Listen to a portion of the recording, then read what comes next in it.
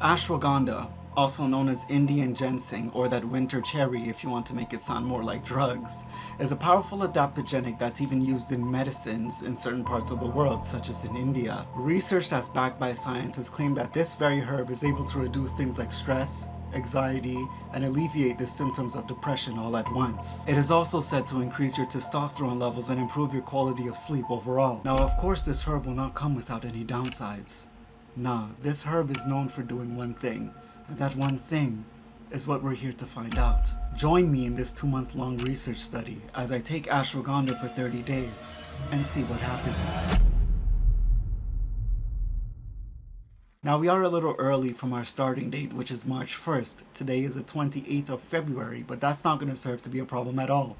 In fact, it's going to be quite beneficial. See, one good way to test if ashwagandha can really reduce things like stress and anxiety is to measure and track it in your blood pressure. Now, I've never measured my blood pressure before, so I have absolutely no data to go off of. And that's no bueno. What I don't want to do is come up on here and say, oh, I feel less stressed. No, I want to see it, and the best way to see it is in my blood pressure. So what I'm going to do for the whole entire month of March and a couple days prior to March 1st is measure my blood pressure so I can get a really good average to go off of. Then for all of April, I'm going to measure and track my blood pressure again, this time while I'm on ashwagandha, and then compare the differences at the end of the study, if there is any to compare at all, as well as see if it really is true that ashwagandha does what it's infamous for. A couple key things to mention so that I can make this research study as transparent as possible.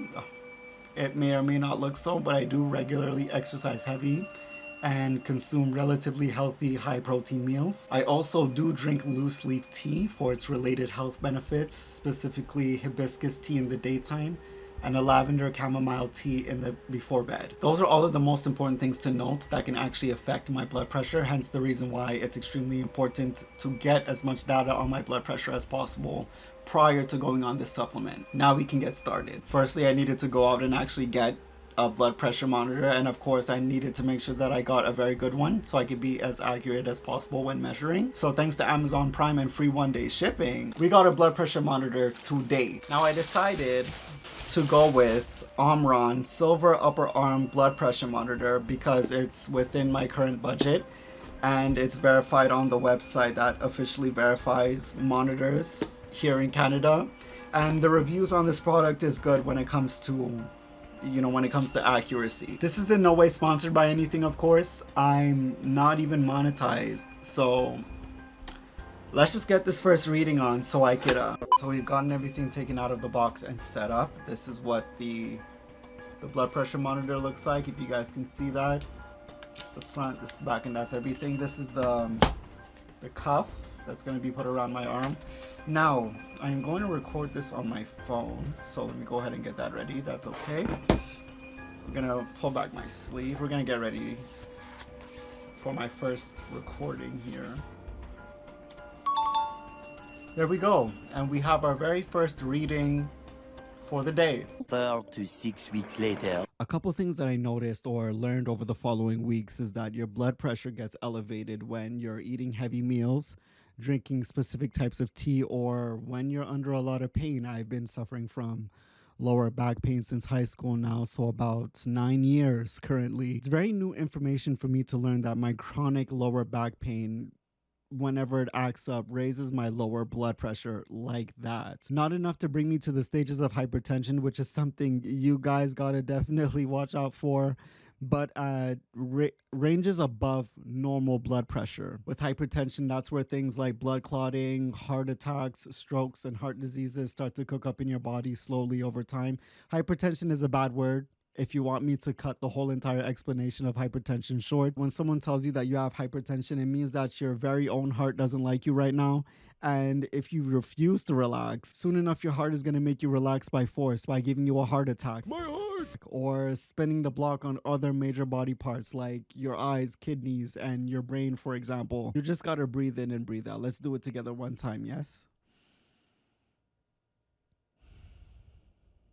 like that. That's what you got to do to be relaxing, okay? But it's not only lower chronic back pain that elevates my blood pressure, it's drinking hibiscus tea or hibiscus tea as well. A couple days after I went on my tea journey was when I saw an increase in my overall blood pressure, and I think I know why. Hibiscus tea has a lot of iron inside of it, and if you don't know or don't remember from your science classes back in your youth, iron increases the production of hemoglobin and myoglobin in the body, which allows for an increase of blood flow throughout the whole entire body. So what I think happened here is, considering that I do exercise heavy regularly, more blood is absolutely required to flow throughout my body to develop it handsomely, both when I'm exercising and when I'm recovering, especially. Getting enough iron amongst other nutrients is like giving your body more money to hire more workers to move blood throughout your body faster and more efficiently than Amazon Prime, for example.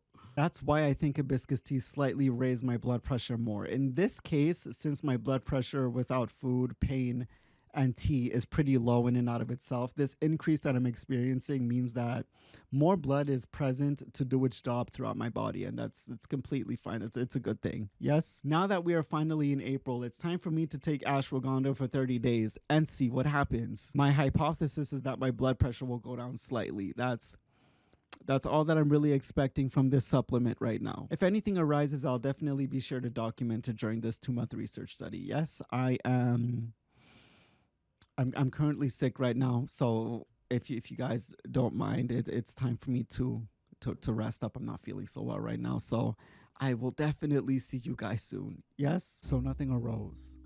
Nothing ended up actually happening during this little study of ours. During one of the weeks of April, and I think this was when my body started getting affected by this supplement, I slept for that whole entire week and I got much more irritable over noise in general.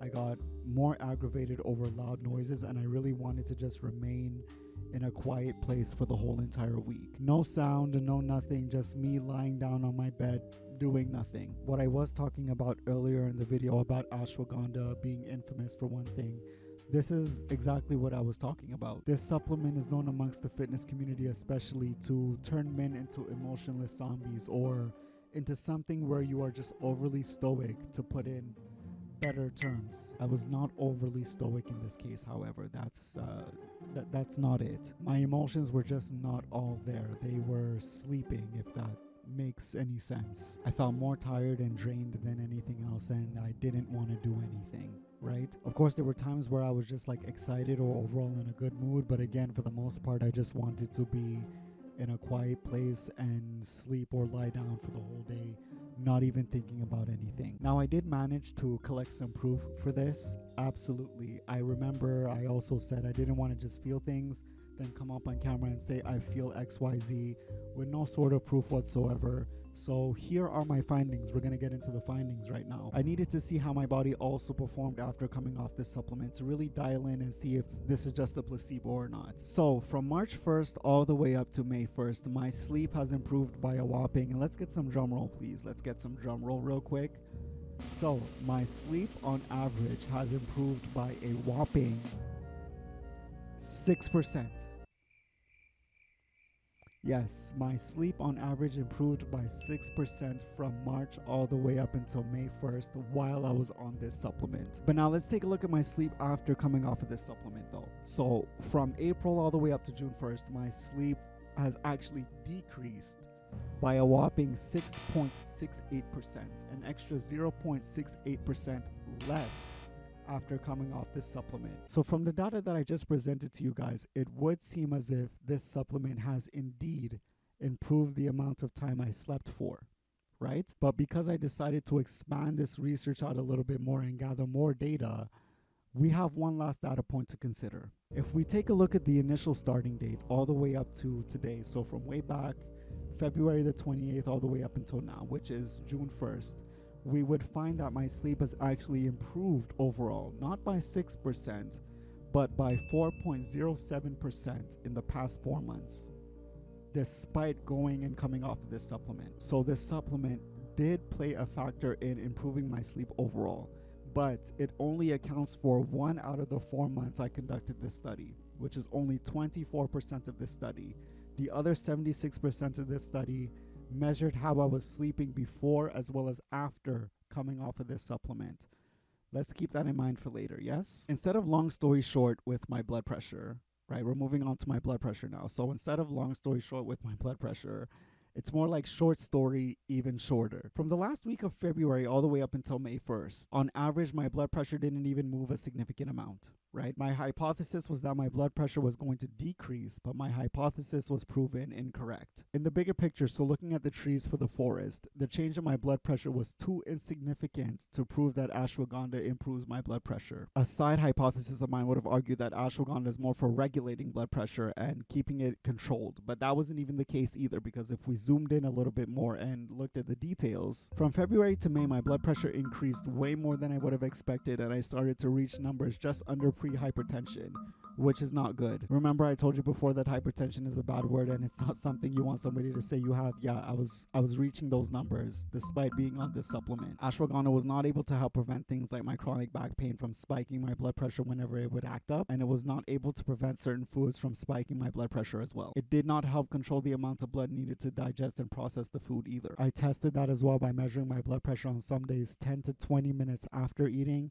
in hopes of tackling this study in as many different ways as I can without roughing up this study too much, yes? And on the week that I slept the most due to ashwagandha going overtime on my body, and I was the laziest that I could be, despite being in the most relaxed state that I could be, my blood pressure was still reaching numbers that I should kind of be concerned about. So those are the results. Okay, with all that being said, let's get into my final thoughts and the conclusion. Ashwagandha is not something that could ever supplement living a well-balanced and overall healthy lifestyle, right? I think that goes without being said.